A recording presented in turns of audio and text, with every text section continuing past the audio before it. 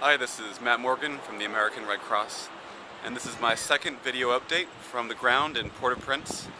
I'm reporting again from the rooftop of our base camp here for the Red Cross, and I'm reporting in the daytime because some of you could not see me apparently in my night update, so I think daytime video makes a lot of sense. So, first of all, behind me, I chose this new location because I wanted to show how close we were to the Port-au-Prince airport, but also mention that commercial flights have resumed over the last week or so. So that's a very exciting sign of recovery here in the city. Occasionally you see an American Airlines flight or some other airline leave or come. So the city is still working to get back to normal, but there are encouraging signs like the one behind us. So, since we last spoke, there have been a number of updates that I've wanted to share with you, and I'll cram them all into this short video. The first one is a remarkable story, which is also available on redcross.org, of a volunteer that I've been working with down here named Christophe Boulanger.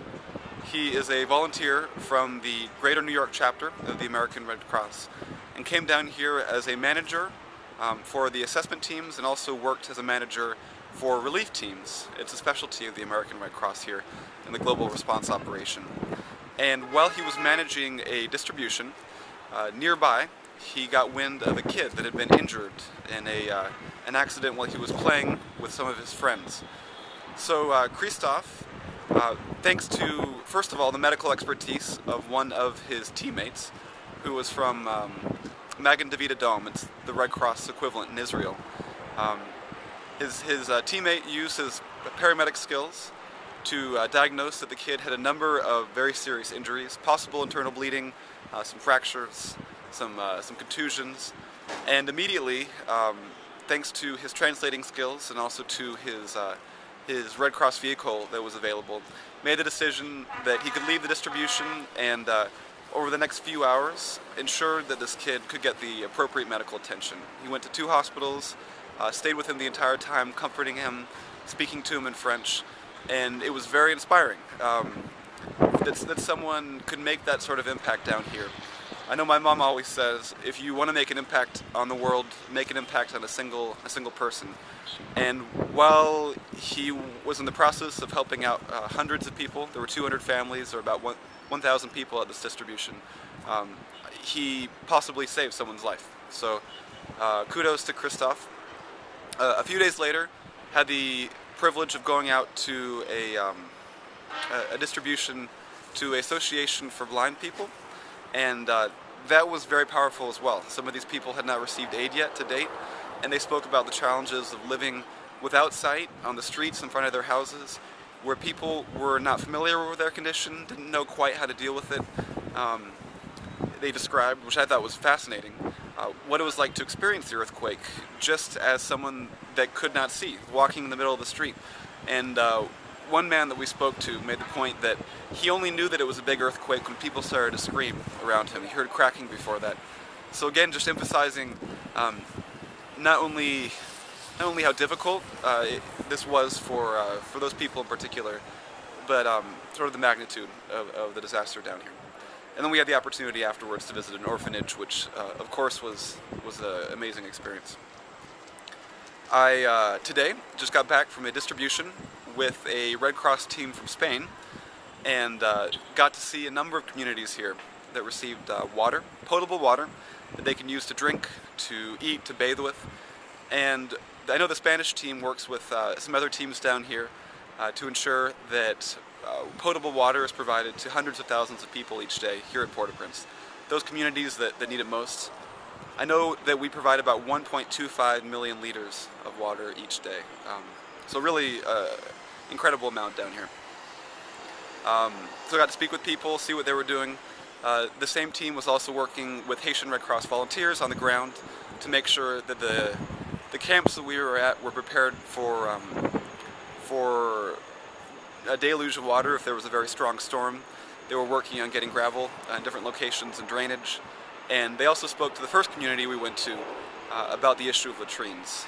And they were doing some assessments, figuring out with local volunteers exactly what to do So just great work being done there, and I know the communities that they went to certainly appreciated it, especially in light of the problems they were facing right now. So the last thing that I want to do, the first video that I showed you guys had a snippet of one of the camps, part of the camp right behind me, and I briefly explained, and someone had requested since that point a little bit more of an in-depth tour here of the Red Cross. So I'm going to show you a few clips and do a little bit of narration right after this. So anyway, before I do that, I just want to say thanks again to everyone that donated. We continue to see some great things down here and connect aid with those that need it. If you have questions, certainly feel free to reach out to us, and we'll do our best to make sure that those questions are answered in my last weekly update next week before my successor comes down here. So thanks for watching, and hang on tight. I'm about to show you some good stuff. As you can see in front of me, we have the Red Cross Base Camp building. It was meant to be a Hilton, and I believe several weeks before the earthquake was actually halted for unrelated reasons. It's not very furnished, certainly not to the level that the Hilton would have been had it been installed here. They've been adding lights in the hallways and some screens and some doors, but it's certainly nice to have this shelter when it does rain. Well, it's a windy day. You can see ahead of us on the other side of the building there are a number of temporary offices that have been set up here by different Red Cross teams that are responding because there's not enough room in this facility for all the work that's being done here by different teams. On the top right here, you can actually see some of the other shelters that are being constructed and evaluated. You can also hear the roar of the generator in the background. This is a very noisy shot, and that generator is on 24/7 to power the work of the different teams here.